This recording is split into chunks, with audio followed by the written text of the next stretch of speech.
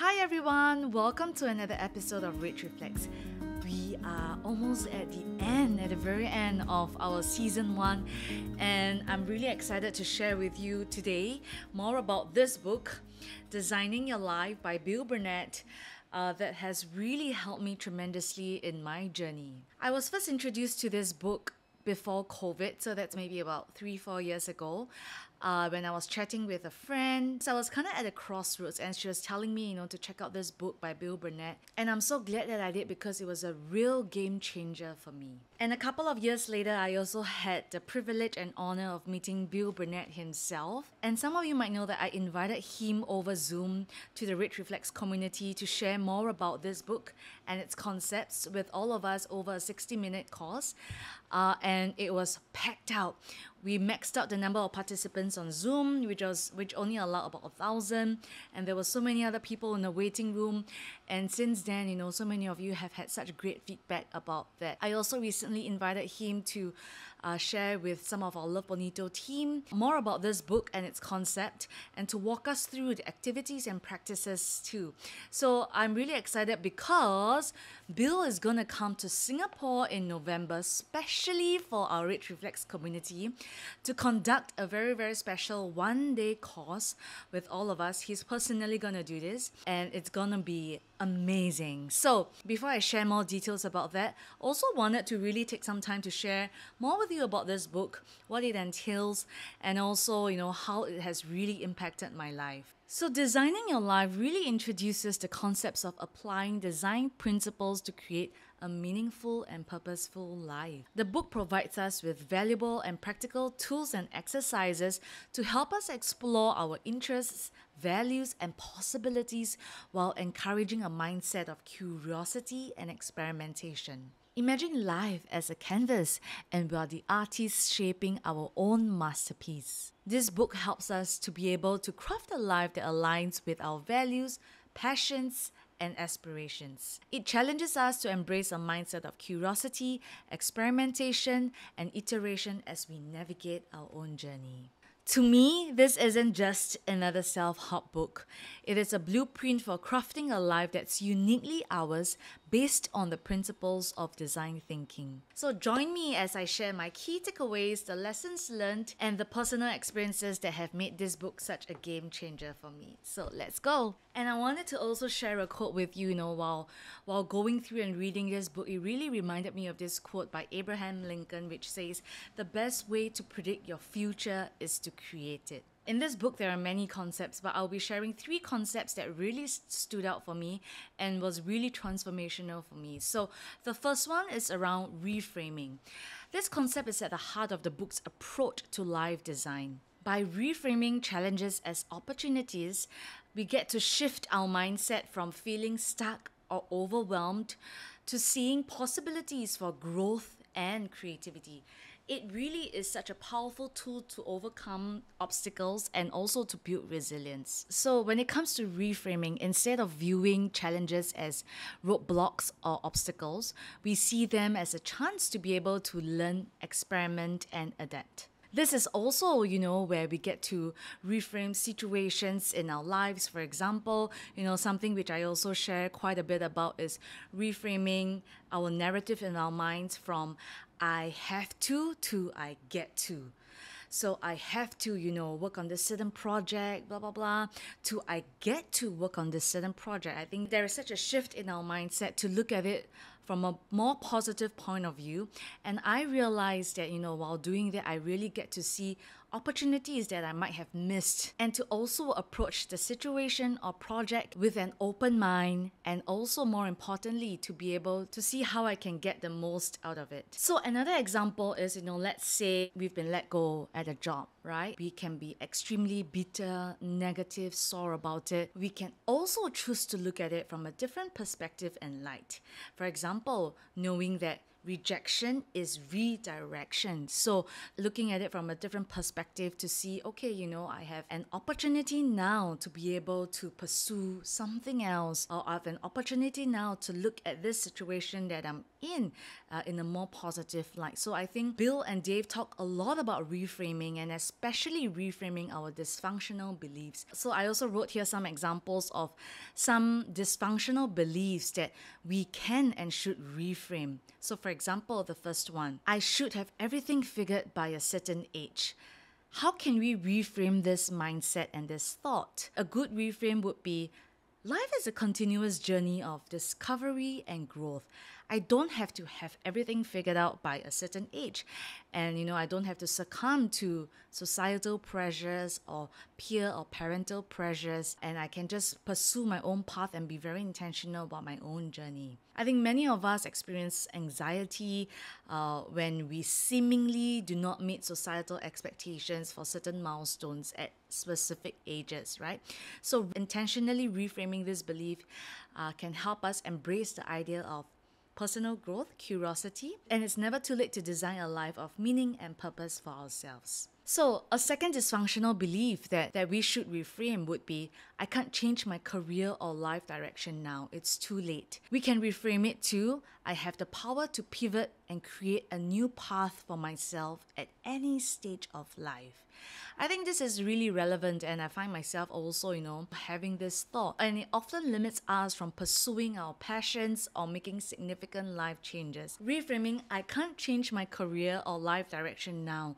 It's too late. To I have the power to pivot and create a new path for myself at any stage of life. These are just a couple of examples of dysfunctional beliefs that we have. And I think to be able to look deeper and to peel off the layers of, where do these beliefs come from? How true exactly are they?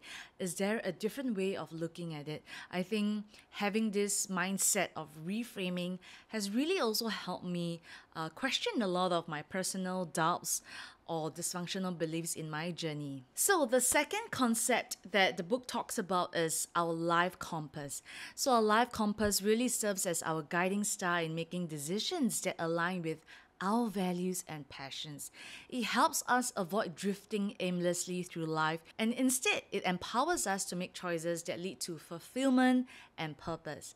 I love this concept because it helped me gain so much clarity in really understanding, okay, what are the values in my life? What are some things that are non-negotiable for me? And I did the exercise of thinking deeply about it and writing it all down. And that also helped me to navigate through the different decisions and choices that I will make in life. In this book, they suggest that, that we identify and articulate our life compass by reflecting on what truly matters to us. And this is really important because I think in life, if we want to do something long term, if we really want to pursue something that's fulfilling, that's of meaning and purpose to us, we need to be able to make choices that align with our values and our passions. So for example, some of my life compass values include creativity, purpose, learning, family, health, and wellness. So when faced with a certain decision that I need to make, or when faced with a crossroads, or when I'm thinking about, the next step that I should take or what I want to pursue, I will go back to my life compass and choose a path that would honor these values. So that's life compass. The next one is Odyssey Plan. And I love this activity because it was such an actionable practice for me.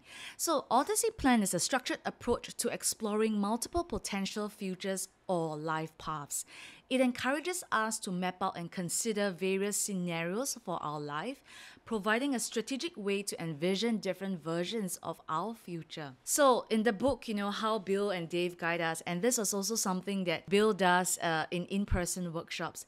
We get to brainstorm 3 to 5 different versions of our lives over the next 3 to 5 years. These different scenarios can include diverse possibilities like pursuing a new career, starting a family, traveling the world, or pursuing a passion project. And for me, one of my Odyssey plans back then when I did when I read the book maybe 4 years ago was really to embark on what we know now as RachReflects. Back then, it had always already been a dream and a desire in my heart to be able to bring my community along with me to learn, to grow, and to raise our consciousness. And back then, I was afraid, I was doubtful, I didn't know how and where to begin, but I included it as one of my Odyssey plans. And that also gave me the courage to be able to map out, a bit more tangibly how it would look like if I were to pursue it. Is this aligned with my life compass, which is, the values in my life that I hold true to, that truly matter to me, that I mentioned earlier as well? And what are some dysfunctional beliefs in my life that I needed to reframe and address in order for me to also have the courage to pursue this passion project of mine. RachReflects, you can say, was really born out of, me taking the time to also think through and writing it out as part of my Odyssey plan. And the other concept, maybe I'll share one last concept from the book, is about prototyping. So what I really love about prototyping is that, Bill and Dave, they emphasize so much. And if you have heard the podcast that I did with Bill Burnett recently, he emphasizes so much on starting small. It doesn't have to be this big, intimidating step that we need to take when we want to pursue our Odyssey plans. So I think for me, that was really encouraging because I also hold true to this quote by Jim Collins at work and in life, where he says, "Before we fire the cannonball, we fire bullets." And what he means is, to be able to fire bullets first, to test, to iterate along the way before we finally fire the cannonball, which is the much bigger investment as well. So I think for me, I really relate a lot to prototyping. And that was also how, in my example of, starting RachReflects, when I was mapping it out in my Odyssey plan, I started via small tangible steps first. So in about 2021, 2022, I took to Instagram to be able to share weekly my personal learnings, what I'm reading, and what has inspired me with my community, some of the things that I'm learning, I'm thinking about, or I have read and watched that inspired me as well.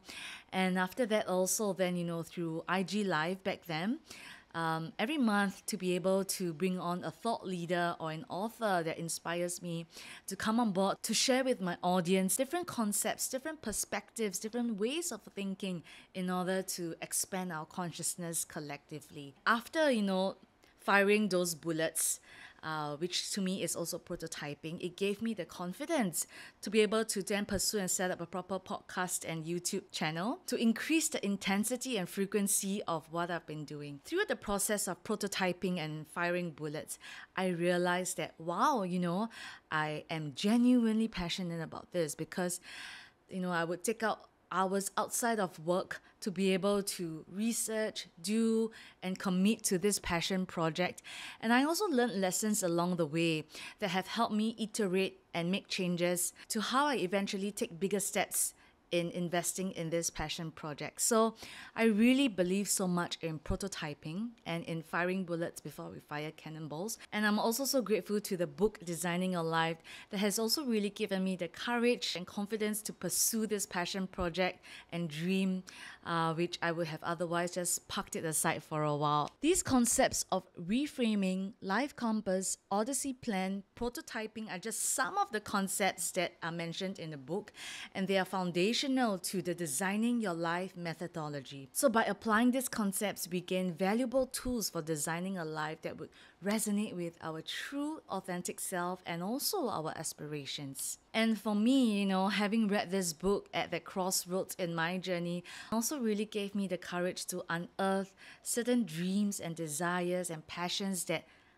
I never really knew existed within me, and gave me the opportunity, courage, and confidence to take small steps towards pursuing them and to just seeing how they would work out or how they wouldn't work out or how to iterate along the way. And like mentioned earlier in the beginning, I'm also really excited to share that Bill Burnett himself will be coming down in November, especially for the RachReflects community, to personally conduct a full day course with all of us to be able to go through the concepts in the book, the activities, the practices. And I think what I really enjoyed about attending his courses so far, especially in person, was that you really also get to do it with friends and colleagues. And it really makes such a difference. Hearing from different people and their experiences also taught me so much and helped me to reflect better on my own. So I really hope that you'll join me for the upcoming course with Bill Burnett. He will be specially crafting the course to suit all of us. So no matter what stage of life that you're in, I do believe that you're like me, we are looking to also ultimately find fulfillment, meaning, and purpose in our lives. So join me in November and check out RachReflects.com for more details. Thank you so much for joining me, and I hope to see you soon. And in the meantime, if you've enjoyed this episode, please share it with your friends, like, comment. Let me know what were some of your key takeaways or what you're really excited about, and I can't wait to see you again. See you soon. Bye.